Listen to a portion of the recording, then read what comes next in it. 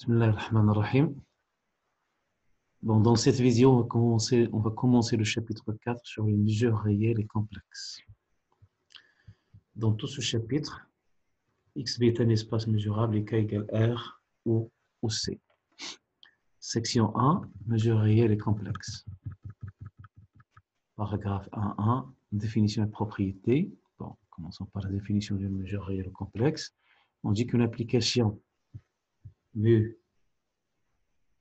de B vers R respectivement C est une mesure réelle, respectivement complexe, si elle vérifie les deux propriétés suivantes, mu de vide égale 0. Et pour toute suite disjointe AN d'éléments de B, on a mu de la réunion, c'est la somme des mu de AN. C'est la sigma additivité. Donc vous voyez, c'est la même définition que pour les mesures positives. La seule différence, c'est que pour une mesure positive, elle est à valeur dans R bar plus. Et ici, une mesure réelle ou complexe, elle est à valeur dans R respectivement C. Donc une mesure réelle respectivement complexe, il est sigma additive et il vérifie la propriété mu de vide égale 0 comme pour les mesures positives.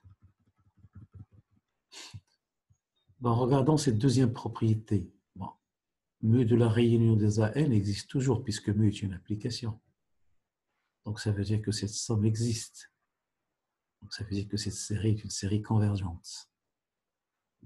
Cette définition sous-entend que la série au second membre de l'égalité de 2 converge dans R respectivement C. Mais on ne le mentionnera jamais. On ne dira jamais que la série est convergente et en A. Et ça sous-entend qu'elle est convergente. On peut même vérifier que cette série est toujours absolument convergente dans R respectivement dans C. Exemple. Premier exemple. On prend cette tribu triviale. B égale vide A, AC et X, où A est une partie de X qui est différente de vide et différente de X. Donc cette tribu est formée de 4 éléments. L'application mu de B vers R définie par mu de vide égale 0, toujours. Mu de A égale moins 3 par exemple, mu de AC égale 2 et mu de X égale moins 1. On remarque que mu de A plus mu de AC, c'est moins 1, c'est mu de X. Ce qui prouve alors que mu est une mesure réelle sur B. Bon, ici, on peut remplacer moins 3 par alpha, 2 par bêta et moins 1 par alpha plus bêta. Et on obtient une mesure quelconque sur cette tribu. On peut même prendre des valeurs complexes. Mu de vide égale 0, mu de A égale Z1, mu de AC égale Z2, Z1 et Z2 sont des nombres complexes, et mu de X égale Z1 plus Z2. On obtient alors une mesure complexe sur B. Ce n'est pas un exemple intéressant, mais il peut servir comme contre-exemple parfois. Okay? Deuxième exemple, mu égale delta 0 moins delta, c'est la différence de deux mesures positives finies, donc c'est une mesure réelle. Bon, mu est sigma additive parce que delta 0 et delta sont sigma additifs. Donc delta 0 moins delta est sigma additive. Et mu de vide égale 0, c'est très bien.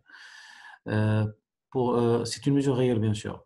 Nu égale moins lambda plus 2i delta 0. Moins lambda est une mesure réelle. 2 delta 0 est une mesure réelle. Donc, moins lambda plus 2i delta 0 est une mesure complexe. Il est sigma additif parce que lambda et delta 0 sont sigma additifs. Donc, c'est une mesure complexe sur moins 1, B moins 1. Attention, sur R, BR, mu n'est pas une mesure réelle. Okay? Parce qu'elle peut prendre la valeur moins l'infini. Est-ce clair? De même, sur R, BR, nu n'est même pas défini. On ne peut pas avoir moins l'infini plus 2i fois alpha. Ce n'est pas possible. Donc là, on a considéré l'intervalle moins 1, 1 pour que toutes les mesures considérées soient bornées, soient à valeur dans R. Troisième exemple, c'est l'exemple le plus intéressant. Soit une mesure positive sur B, donc c'est une mesure à valeur, c'est-à-dire positive, c'est-à-dire à valeur dans R bar plus, et soit f appartient à une fonction intégrable, mu intégrable à valeur dans K. Bon, l'application nu qui a A associé, l'application nu qui a A associé nu de A égale l'intégrale sur A de f d mu, quel que soit A appartient à B, est une mesure réelle, respectivement complexe sur B, si K égale R, respectivement K égale C. Donc, si K égale R, c'est une mesure réelle, si K égale C, c'est une mesure complexe. Là aussi, c'est immédiat, on peut le montrer facilement, d'après les propriétés de l'intégrale. Bon, cette mesure est appelée, la mesure nu est appelée mesure de densité F par rapport à la mesure nu. Bon, retenez bien cette remarque, on y reviendra lorsqu'on étudiera le théorème de Radon-Nikodym. Propriété, soit mu est une mesure réelle respectivement complexe sur B. Alors mu est additive, c'est-à-dire si A et B appartiennent à B disjoints, alors mu de A union B égale mu de A plus mu de B. Bon, on le vérifie facilement en posant A1 égale A, A2 égale B et AN égale le vide, quel que soit n supérieur ou égal à 3, et on utilise la sigma additivité. Si AB appartient à B, tel que A est inclus dans B, alors mu de B moins A égale mu de B moins mu de A. Bon, ça vient du fait que si A est inclus dans B, alors B égale A union B moins A, et on utilise l'additivité. Bon, la mesure, elle est finie, bien sûr, elle est à valeur dans R ou dans C.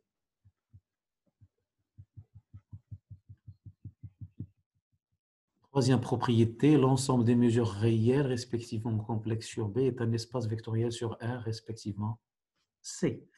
Ça veut dire que la somme de deux mesures réelles est une mesure réelle. Le produit d'une mesure réelle par un nombre réel est une mesure réelle. Même chose pour les mesures complexes. Une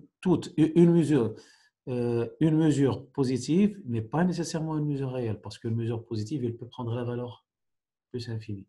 Mais une mesure positive finie sur B est une mesure réelle sur B. Toute mesure complexe sur B est de la forme mu1 plus I mu2, où mu1 et mu2 sont des mesures réelles sur B. Là aussi, c'est très simple à établir. Okay? Deux remarques. Une mesure réelle sur B n'est pas nécessairement monotone, comme le montre l'exemple 1 précédent. On sait qu'une mesure positive est monotone, c'est-à-dire croissante. Une mesure réelle n'est pas nécessairement monotone, ni croissante ni décroissante. Regardez l'exemple 1, ici. Cette mesure-là, c'est une mesure réelle, mais ni croissante ni décroissante. Vous avez A est inclus dans X, et mu de A est inférieur ou égal à mu de X. AC est inclus dans X, et mu de AC est supérieur ou égal à mu de X. Donc, il n'est ni croissante ni décroissante. Donc, retenez bien ça, une mesure réelle n'est pas nécessairement monotone. Ce sont les mesures positives qui sont certainement monotones, c'est-à-dire, plus précisément, elles sont croissantes au sens de l'inclusion. L'application qui a A associé module de mu de A n'est pas nécessairement une mesure positive en général, comme on peut le voir sur le même exemple. On revient à cet exemple. Voilà. La valeur absolue de mu vide, c'est 0. La valeur absolue de mu de A, c'est 3. La valeur absolue de mu de AC, c'est 2. La valeur absolue de mu de X, c'est 1. La valeur absolue de mu de A plus la valeur absolue de mu de AC, c'est 5, différent de la valeur absolue de mu de X qui est égale à 1. Donc, le module d'une mesure réelle ou complexe n'est pas nécessairement une mesure positive.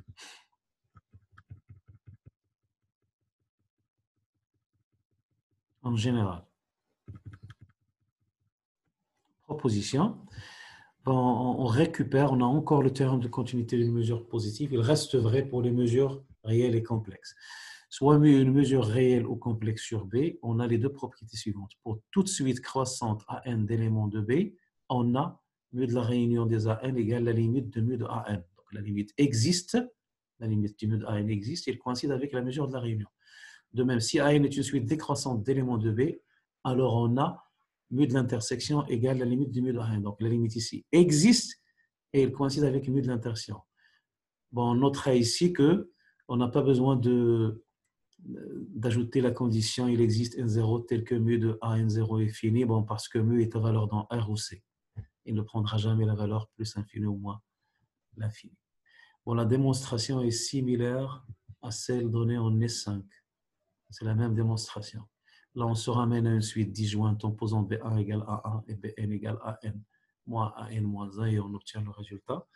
Pour les suites décroissantes, on se ramène à une suite croissante en posant Cn égale ANC. Donc, puisque AN est croissante, AN est décroissante, ANC est une suite croissante et on utilise alors I. Mais là, il faut noter que si mu est une mesure réelle et AN est une suite monotone dans B, la suite mu de AN n'est pas nécessairement monotone dans R. Parce une mesure réelle n'est pas nécessairement monotone. On l'a déjà vu. Théorème, un résultat très important. Une mesure réelle est à valeur dans R. Une mesure complexe est à valeur dans C. Toute mesure réelle ou complexe est bornée. Toute mesure réelle ou complexe mu sur B est bornée. Autrement dit, il existe un grand thème positif tel que module de mu de A est inférieur ou égal à M, quel que soit A appartient à B. Bon, on va procéder par l'absurde.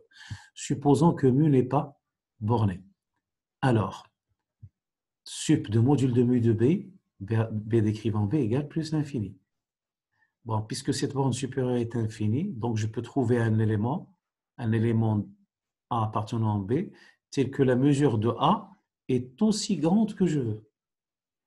Donc, je peux choisir un A appartient à B, tel que le module de la mesure de A est supérieur ou égal à cette constante réelle. 1 plus module de mu de X, qui est bien sûr supérieur ou égal à A. Bon, il s'ensuit alors que le module de mu de AC est supérieur ou égal à module de mu de A moins module de mu de X supérieur ou égal à A. Bon, en effet,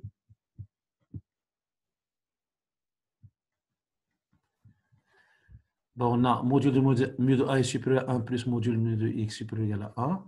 Module de mu de AC, c'est le module de mu de X moins module de mu de A qui est supérieur ou égal à module de mu de A moins module de mu de X. Ça provient de cette inégalité. Le module de A moins B est supérieur ou égal à à la valeur absolue de module de A moins le module de B. Donc, le module de A moins le module de B est inférieur au module de A moins B et le module de B moins le module de A est inférieur au module de A moins B. Donc, le module ici de mu de X moins mu de A est supérieur ou égal à module de mu de A moins module de mu de X qui est supérieur ou égal à 1 d'après cette inégalité. OK?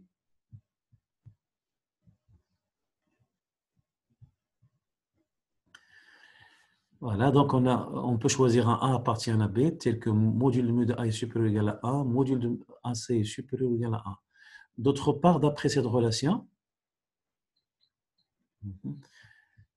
on a nécessairement sup de module de mu de B, B appartient à A et B inclus dans A, égale plus infini, ou sup de module de mu de B, B appartient à B et B inclus dans AC égale plus l'infini. Au moins l'une des deux bornes supérieures est infinie. Parce que si les deux bornes supérieures sont finies, cette borne supérieure ici sera finie. En effet, regardez,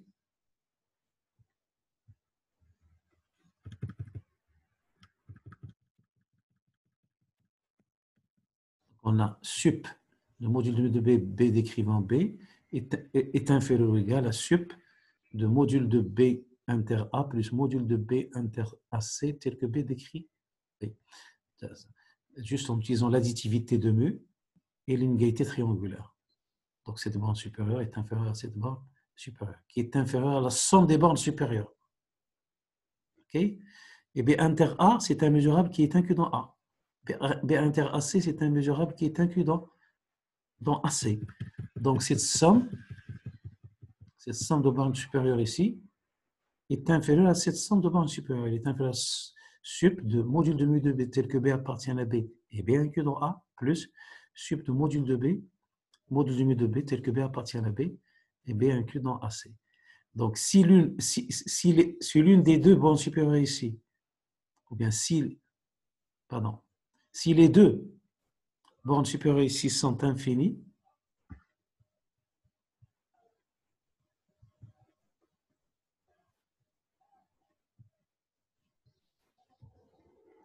si les deux bornes supérieures ici sont finies, alors la borne supérieure de départ ici est infinie. Or, on a supposé que cette borne supérieure est Pardon, si les deux bornes supérieures sont finies, cette borne supérieure est finie. Ce qui contredit 4a.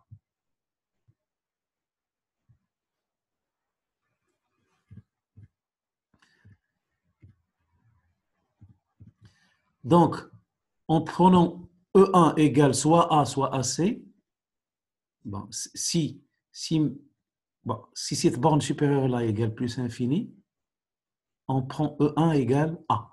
Si cette borne-là qui vaut plus l'infini, on prend E1 égale AC. Si les deux sont égales à plus infini, on a le choix. On prend E1 égale A ou E1 égale AC. Par suite, il existe E1 appartient à B, tel que le module de mu de E1 est supérieur ou égal à 1, et sup de module de mu de B, B appartient à B et B inclus dans E1 égale plus infini. E1, c'est soit A, soit AC. Bon, en reprenant le même raisonnement, en remplaçant X par E1 dans le raisonnement précédent, on montre qu'il existe E2 appartient à B, tel que E2 est inclus dans E1, module de mu de E1 est supérieur ou égal à 2, et sup de module de mu de B, B appartient à B, et B inclus dans E2 égale plus infini.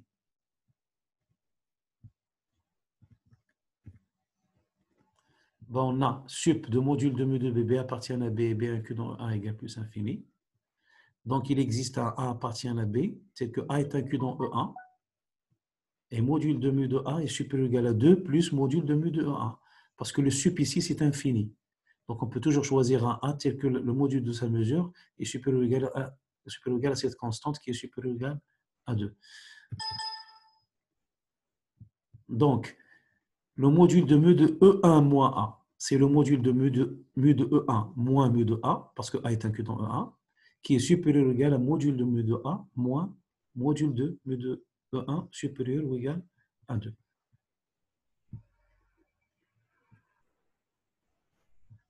Donc, en remplaçant X par E1 dans le raisonnement précédent, on montre qu'il existe E2 appartient à B, tel que E2 est inclus dans E1, mu de E2 supérieur ou égal à 2, et sup de module de mu de B, B appartient à B, et B inclus dans E2 égale plus l'infini.